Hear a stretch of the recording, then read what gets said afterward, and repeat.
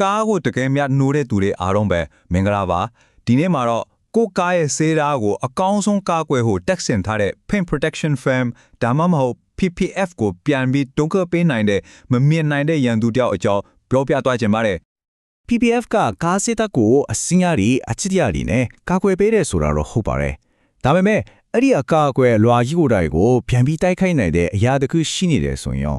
စိတ်အေးလေးညီလို့ရသေးလား။ဟုတ်ပါတယ်။အဲ့ဒီမမြင်နိုင်တဲ့ရန်သူကတော့တခြားမဟုတ်ပါဘူး။မို့ပါပဲ။ကားကိုဘလို့ပဲအကောင်းဆုံး film တွေနဲ့ကာကွယ်ထားပါစေကျွန်တော်တို့ပတ်ဝန်းကျင်မှာအလွယ်တကူရှိနေတဲ့ဒီထင်းငယ်တဲ့အရာကပြဿနာကြီးကြီးမားမားတွေထစ်လာစေနိုင်ပါတယ်။ကဲဒီပြဿနာကိုဘယ်လိုကာကွယ်မလဲဆိုတာမသိခင်မှာသူကဘာကြောင့်ဖြစ်ရတာလဲအကြောင်းရင်းကိုရင်ဆုံးနားလည်ထားဖို့လိုတယ်လေအကြောင်းရင်းကိုသိတာဟာကာကွယ်ခြင်းရဲ့ပထမဆုံးခြေလှမ်းပါပဲဒီမိုးတွေဘလို့ဖြစ်လာလဲဆိုတာကိုလွယ်လွယ်ကူကူမမိတော့အောင်ချက်နေပြောင်းနေတစ်ခုလိုသဘောထားပြီးကြည့်လိုက်အောင်အဓိကပါဝင်ပစ္စည်း၃မျိုးပဲလိုပါတယ်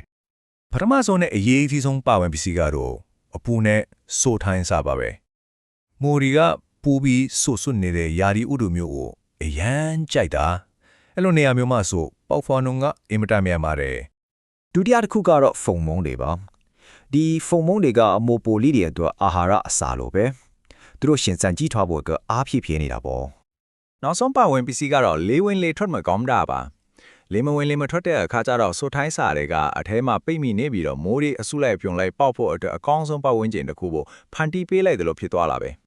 ကဲစောစောကပြောခဲ့တဲ့ချက်နေကိုပြန်ကြည့်လိုက်ရအောင်မြန်မာနိုင်ငံရဲ့ယာဒီဥရုနဲ့ဆိုရင်တက်ထက်တီးကြနေတာကိုတွေ့ရလိမ့်မယ်ပူတယ်ဆိုထိုင်းစားများတယ်ဖုံလက်ထူးတယ်ဆိုတော့မိုးရီအတွက်တော့ဒါဟာနီလို့အကောင်းဆုံးနေရာကြီးတစ်ခုလို့ဖြစ်နေတာပေါ့ဒီတော့ကပိုင်ရှင်တွေဘက်ကတော့ဒီပါဝင်ပစ္စည်းတွေကိုမတိဘဲနဲ့ဘလို့များရောဆက်မိသွားတယ်လဲဥပမာလေမဝင်တဲ့ကားကပါကြီးတုံးလိုက်တာမျိုးကားပါကြီးဆိုနေတော့အဖုံးအုပ်လိုက်တာဒါမှမဟုတ်လေဝင်လေထွက်မကောင်းတဲ့နေရာမှာအကြာကြီးရပ်ထားလိုက်တာဒါတွေအားလုံးကအဲ့ဒီချက်နဲကိုအကောင်းအထည်ဖော်လိုက်တာနဲ့အတူတူပါပဲဟုတ်ပြီအခုအရေးကြီးတဲ့အပိုင်းကိုရောက်လာပြီဒီပြဿနာကဘလောက်တောင်မြန်ဆန်ဖြစ်လာနိုင်လဲဆိုတာကိုတစ်ချက်ကြည့်အောင်အခြေအနေတွေကအကုန်ပြည့်စုံနေမယ်ဆိုရင်လေမိုတွေကတော်တော်ကိုမြန်ပွားတတ်ပါတယ်24နာရီအတွင်းမှာကိုမိုပိုးလေးတွေကစပြီးပေါက်ခွားနေပြီး3ရက်ကနေ9ရက်အတွင်းမှာဆိုရင်တော့မျက်စိနဲ့တော့ညင်လာတဲ့အခွက်တွေဖြစ်လာနိုင်ပါပြီတော်တော်မြန်နေနော်နောက်ထပ်တတိထားရမယ့်အချက်တစ်ခုကကားအယောင်ပါအယောင်ဖြော့တဲ့ကားတွေမှာမိုကွက်တွေကပိုပြီးတော့ချင်းရှာမြင်ရတယ်ဒါပေမဲ့အယောင်ရင်းတဲ့ကားတွေမှာတော့အလောက်မသိထားဘူးဒါပေမဲ့မမြင်ရတိုင်းကြက်တနာမရှိဘူးလို့တော့ပြောလို့မရဘူးနော်မတိလိုက်ဘဲနဲ့အခြေအနေကပိုဆိုးသွားနိုင်တဲ့အန်ဒီရှိပါတယ်ကဲပြဿနာတွေ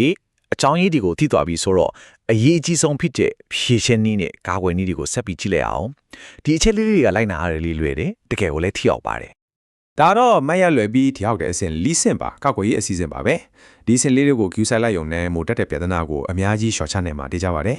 ပယ်မာနိုးစင်းကတော့ကားအဖုံးအုပ်တာနဲ့ပတ်သက်ပါတယ်မဖြစ်မနဲ့အုပ်ရမယ်ဆိုရင်တောင်လေဝင်လေးထွက်ကောင်းတဲ့အမျိုးအစားကိုသုံးဖို့လိုပါတယ်တကယ်တမ်းမလိုလဲဘူးဆိုရင်တော့လုံးဝမအုပ်တာကအကောင်းဆုံးပါပဲပြီးတော့အရေးကြီးဆုံးက